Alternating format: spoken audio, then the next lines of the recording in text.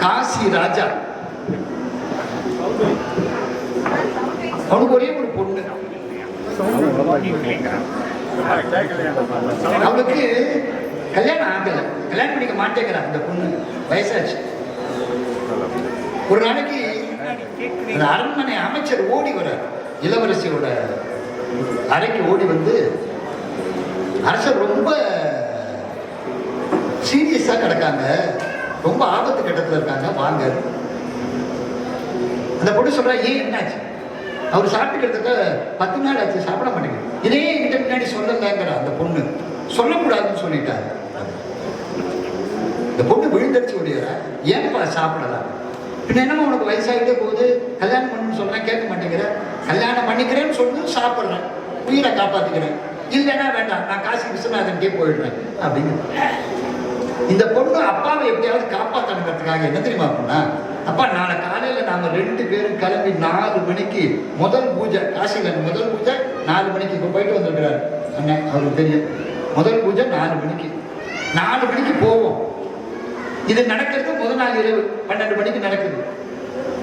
அப்ப கங்கையில கழுத்தளவு தண்ணியில நின்று நெத்தி நிறைய திருநீர் பூசிக்கிட்டு யார் சிவசிவா சிவசிவான்னு சொல்லிக்கிட்டு இருக்கானோ அவன் தான் என் புருஷன். யாரு? அந்த பொண்ணு. என்ன தைரியத்தை திரும்ப சொன்னா, ஏன்னா அந்த குழுவுல 4 மணிக்கு வந்து கங்கையில நிற்பான். அந்த தைரியத்துல அப்பாவை சாப்பிட வைக்கணும். அப்பாவுக்கு ரொம்ப சந்தோஷம், போலாமான்னு. அன்னைக்குன்னு பார்த்து 12 மணிக்கு அரண்மனையில திருடத்துக்காக ஒரு திருட வந்தான். அவன் இதை கேட்டுட்டான். அவன் என்ன பண்ணான், எவனாவது வந்து நின்றுட்டா என்ன பண்றதுன்னு 12 மணிக்கே போய் நின்றுட்டான். எதுல? கங்கையில நெத்தி நிறைய திருநீர் பூசிட்டு. எதை சொல்லணும்னு மறந்து போச்சுன்னா, அதனால 12 மணில இருந்து சிவசிவா சிவசிவா சிவசிவா. காலையில 4 மணி ராஜாவும் இளவரசியும் போறாங்க. எங்க?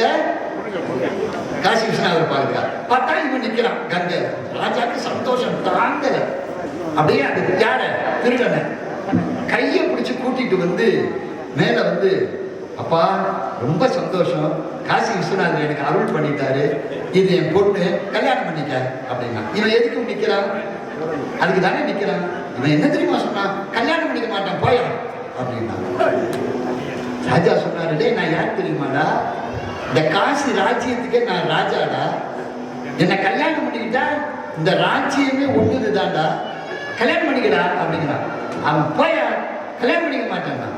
ராஜா கேட்டான், ஏண்டா அப்படின்னா. அதுக்கு அந்த திருடன் சொன்னான் பாருங்க, அட போயா, ஒன்றும் இல்லை, ஒரு 4 மணி நேரம் சிவசிவா சிவசிவான்னு சொன்னதுக்கு காசி ராஜ்யமே கிடைக்குதுன்னா, வாழ்நாள் பூரா அவன் நாமத்தை சொன்னான், எனக்கு என்னன்னா கிடைக்காது. இப்ப நாமத்தோட பெருமை உங்களுக்கு தெரியுதா?